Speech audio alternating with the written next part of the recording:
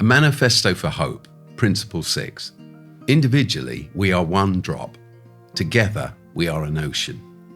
Many of our government-funded systems are failing the most vulnerable and disadvantaged. At the same time, we're sidelining our greatest national asset, local people. We've got a stark choice: to keep pouring money into policies we know aren't working, or to invest in new and better ways that really improve people's lives. We need a radical reset, one that empowers local charities, grassroots movements and faith groups in a more imaginative, less bureaucratic, more collaborative approach to community development. I'm Steve Chalk. My book, A Manifesto for Hope, sets out 10 tried and tested practical principles for how to develop joined up, cost-effective, community empowering work, each gleaned from the hard-won experience that has sat at the heart of my work over the last 4 decades. It culminates in a call for a new social covenant, one that will transform the life chances of countless young people and families. It's time to reimagine. It's time for a Manifesto for Hope. Principle 6. Individually, we are one drop. Together, we are an ocean. With my guest and expert witness and my good friend, Mark Russell, who's the Chief Executive of the Children's Society. Welcome, Mark. Thanks, Steve. Great to be with you. And by the way, can I just say thank you so much for doing that quote for me that they put on the front of the book. That was amazing. It's an absolute pleasure. I meant every word of it. It's entirely true. Yeah. And Tony Blair did a quote, and they put him on the back and they put you on the front. I absolutely noticed that, yes. Which is why I'm I'm so delighted that you're taking part in this, because I respect so much the work that you do and are involved in.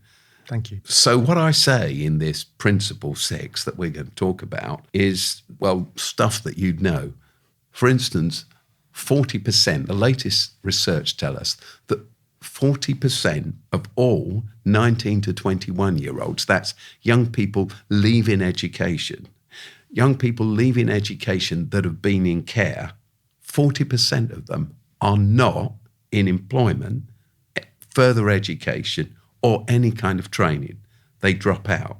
We know, don't we, that children who are in care are far less likely to do well at GCSEs. That's right. They're far less likely to be excluded from school. They're far more likely to be in the justice system where they're overrepresented. So we need to rethink all of this. And that's what I say, because it's silly continuing to tread the path we're on and throw money without common sense. We need to rethink. But an extraordinary thing happened to me. Years ago, I invited Ian Duncan Smith, who was in charge of the Work and Pensions Department, to give a presentation at a hall that Oasis is responsible for in central London. And he was there to talk about the care for the most vulnerable in society. And he gave his presentation, and then the audience asked him lots of questions. And somebody said, "You're a government minister, you can change these things." And he looked back and he said, "But I'm only a government minister. There's nothing much that I can do." And everybody laughed. Everybody in the building laughed. But I knew that he was telling the truth. That's right. It's like everyone is locked into a system that seems to be headed in the direction, but no one feels empowered to change it. I guess this must happen to you, but often I'm talking to an MP or a policy maker, or I'll be talking to a government minister or an ex-government minister, someone in the House of Lords, and they say, "Steve, you've got the power. You can do something about this." And you think to yourself, that says it all, doesn't it? We are somehow paralyzed, where everybody's accountable to somebody else and no one really knows who's making the decisions, and we all career down a pathway that we know isn't delivering. Right. Everyone feels impotent. So the question is, how do we bring about this revolution this revolution of hope and do something else. In the book, I tell the story about the Great Stink of London, which is very famous. It happened in 1858. And what used to happen, very recent to that, the loo had been invented, the flush toilet, the water closet, the WC. And what had happened, therefore, is that endless sewage, raw sewage, was being pumped into the Thames. And central London stank. And that summer, 1858, was particularly hot, long summer. And this sewage, raw sewage, just sat there on the banks of the Thames, outside the Houses of Parliament and through central London, and it smelt. Now, a few years ago, a scientist called John Snow had said that cholera, which was a real problem in the UK and a real problem in London, was caused by bad smell, because everyone believed that germs were passed on by smell. If you smelt something bad, you were in trouble. And this seething, stinking sewage collection on banks of the Thames was creating such a stink that everybody thought they were going to get cholera. So Parliament that had to adjourn, it was just too smelly to work, and they all fled to the countryside. They decided to create a central London sewage system that would sweep the bad smells away. And they employed that rather famous architect, the engineer, Joseph Bazalgette, to do so. And he created this huge sewage system so that the next time that cholera struck London, well, the sewage was being pumped away and there were no bad smells from central London. But in the East London slums, the sewage system hadn't yet arrived. But there was no smell. It was just that in the East London slums, they were forced to use water, bad water, out of the streams. And that's where cholera broke out. And it was at that point that people realised our bad air theory is rubbish. We've got to follow the science. Disease is waterborne. And the science was changed. And I tell that story because it strikes me that we're caught. We're caught between two narratives. There's one narrative that you pick up a red top paper, one of the tabloids, and there'd be a story about a 10-year-old kid who's been abused, who's malnourished, who's not been loved, not been cared for, who's dressed in rags and is beaten by one of his parents. And it's almost like the newspaper wants to launch a charity appeal on the back. This poor little child, we've got to care for him. It's terrible that this should happen to anyone. The next week, there's a story about a 10-year-old kid who does something terrible and gets involved in drug dealing or, etc. And then it's lock 'em up, little brats. Lock 'em up, throw away the key. And we seem caught between these two narratives that don't fit together when the science is telling us something else. The science, of course, is telling us now that trauma is a huge thing. When I began Oasis, which was in the last millennium, very little was known about trauma, is the truth. What was known is that if a child behaves atypically, if they can't self-regulate, if they keep losing it, that must be something to do with their upbringing. We called it behavioralism, and psychologists studied it. But of course, in the last 20, 30 years, we've been able to look inside a human brain, a live human brain, because of MRI scanners, and we can now see that a child who's not loved, not cared for, not read to, not held, not nourished, not nurtured, their brain develops very differently. We're able to see that a child that doesn't have what gets professionally called a secure attachment with their primary caregiver, which really means that they're loved and cared for and delighted in, by their parents, by their mum. By the way, I was watching the other day a mum picking her little 5-year-old who'd gone to school for the first time this week. And the little 5-year-old lad came out the school, and once he saw his mum, he dashed up to her and she picked him up with delight. I think she'd found the separation of the day harder than him, probably. She picked him up with delight and she cried her eyes out as she hugged him and kissed him. And I cried myself, because I know how important that is, that bond. Absolutely right. But when it's not there, the child will struggle. And we know that scientifically now, and yet we still beat up on the kid who can't self-regulate, who is triggered by all sorts of things. You know, he's been fearful of his father, you know, the man in the house who's beaten his mum black and blue all these years. It's changed his brain. And now when he sees another man being aggressive, he's aggressive because he's now big enough to stand up to it. And we blame him for it. But it's almost like an automatic response in the brain. So it strikes me, Mark, that we got to catch up with the science again. We're working on the bad air theory when actually all that science tells us something else now. And you see this in primary education. Of course, in my job, we're responsible for a lot of schools. To come to primary school for that little boy, for any child, is a huge upheaval in their life. For the first 4.5 years of your life, you're with your mum, you're at home, you're in a regulated environment where you feel you know what's going on. And then one day in September when you're 5, you're thrown into this completely new system, you know, and it's fine for a child who's been prepared and nurtured and feel secure in themselves because their mum, their dad has been so important in their lives. And we know that when your primary caregiver gives you that secure attachment, you can then begin to venture out. One of our little grandsons, he's just 1, and his name's Arlo.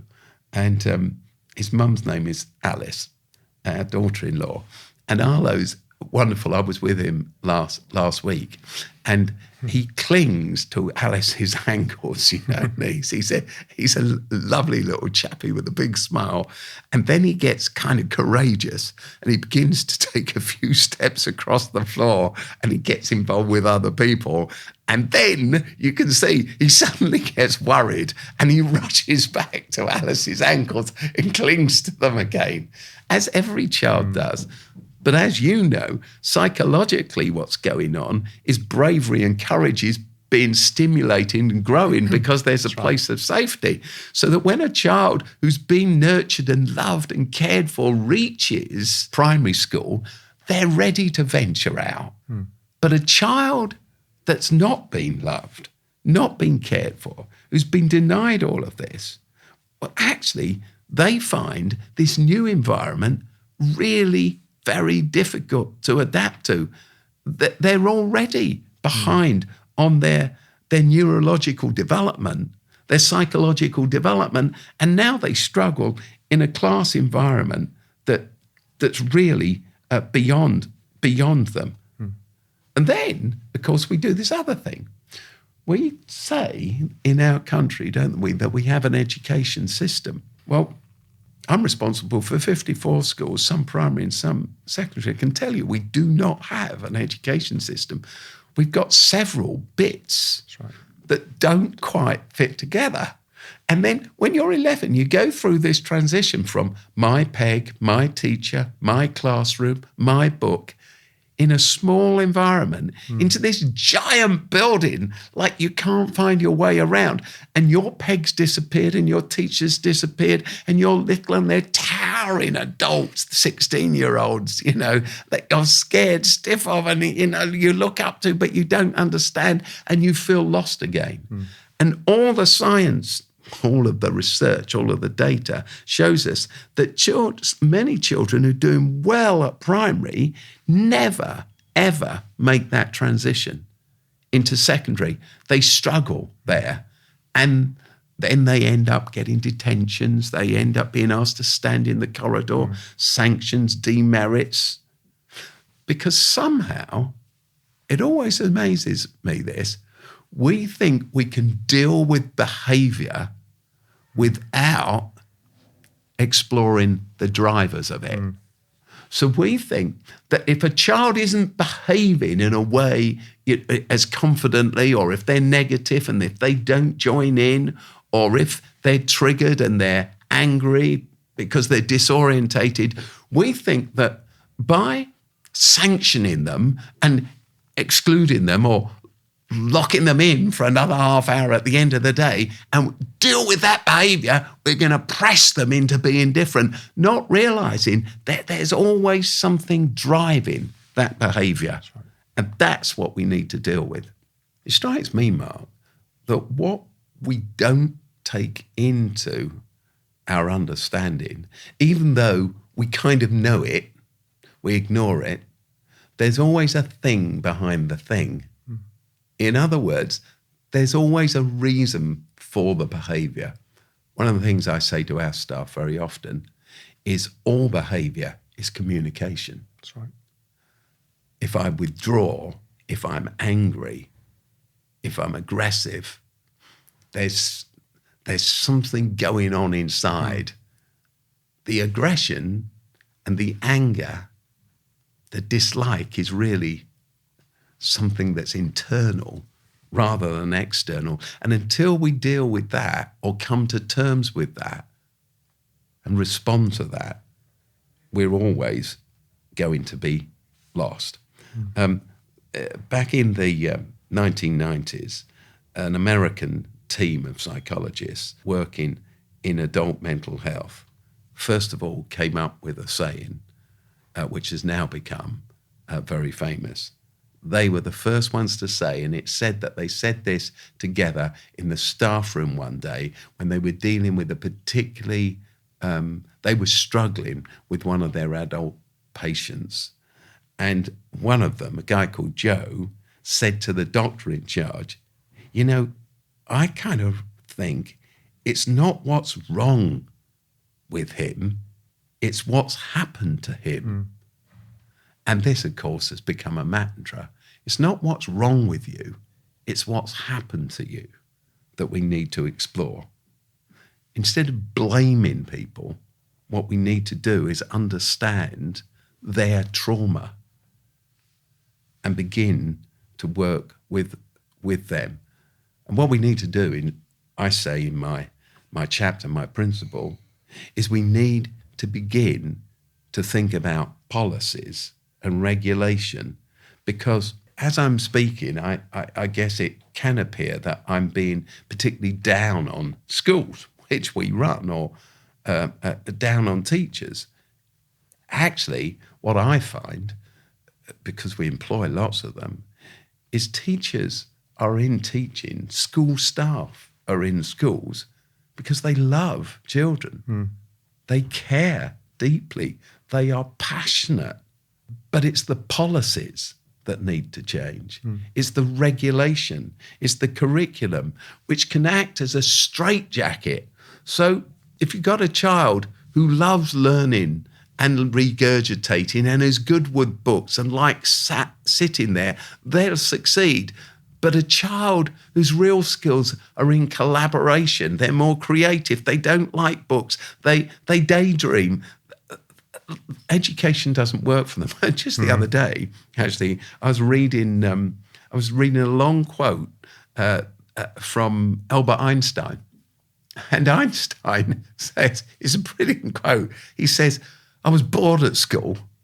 He said, and then it's not just a sentence. He's got this whole paragraph where he talks about the fact that they didn't want to teach him what he wanted to learn. And he was bored because he worked out that what they wanted to teach him was what they needed to teach him to get the targets for the school. And it didn't relate to who he was and what excited him. It all related to the school's need to tick the boxes. He doesn't use that term. That's the kind of modern way of thinking about it.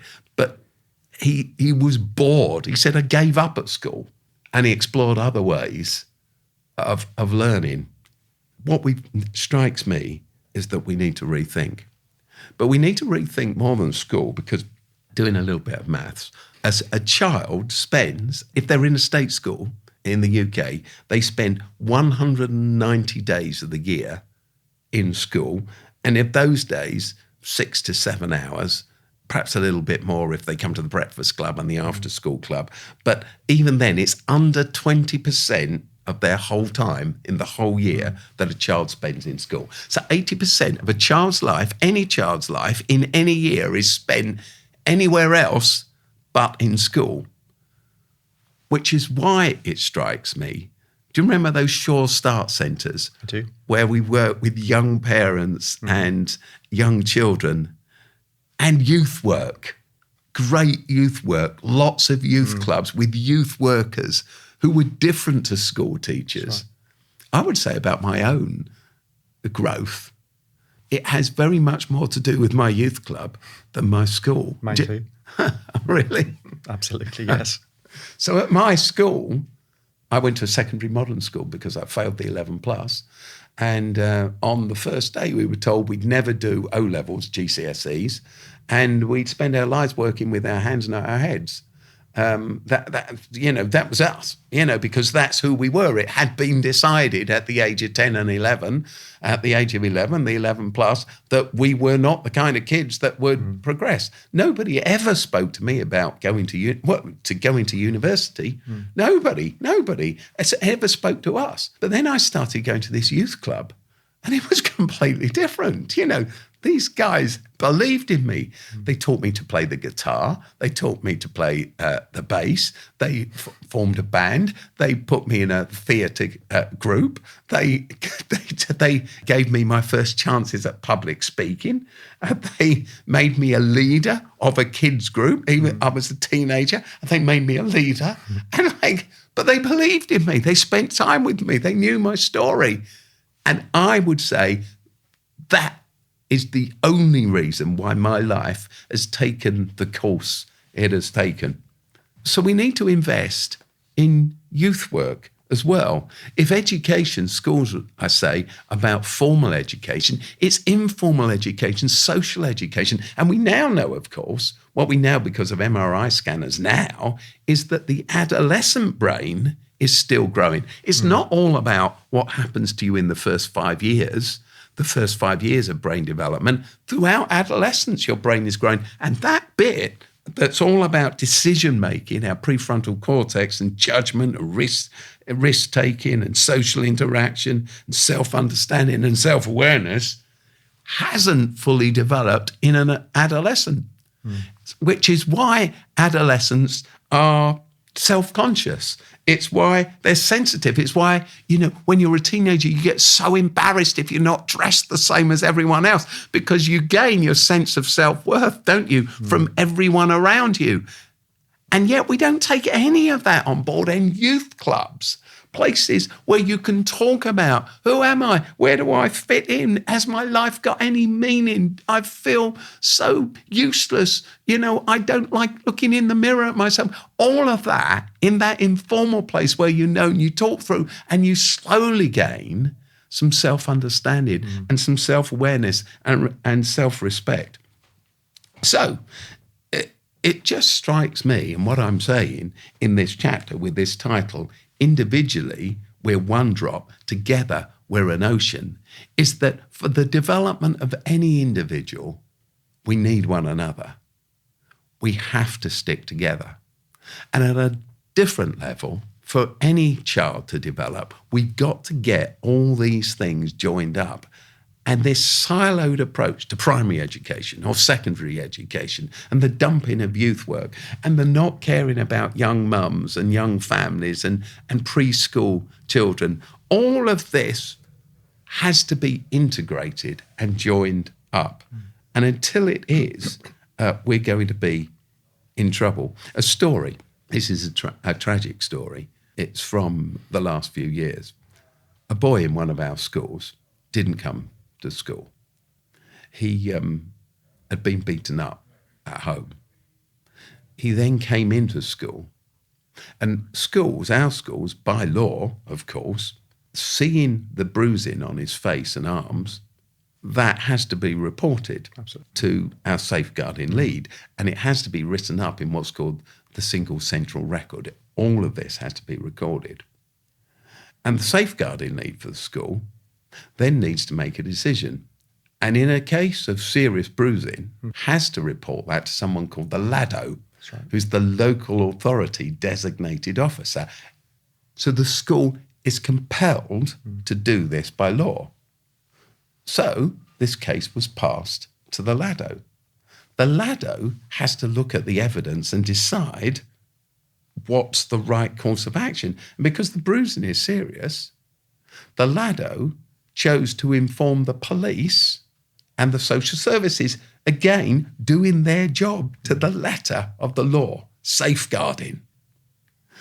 The police do their job and they visit the home, seeing that the mother of the child was also bruised. They do what they have to do to the letter of the law, and they took, with the social services, the child out of the home, who spent the next few days in a police cell because there was nowhere else, there're not places to put these children. The social services, however, have to do their job. And they looked at the case of this child, and their threshold, as you'll know, in many places is there an immediate threat to life? So they assess the situation. There's not an immediate threat to life. So they return the child to the home. As soon as the door's shut, the father beats the child black and blue again because you've grasped on me.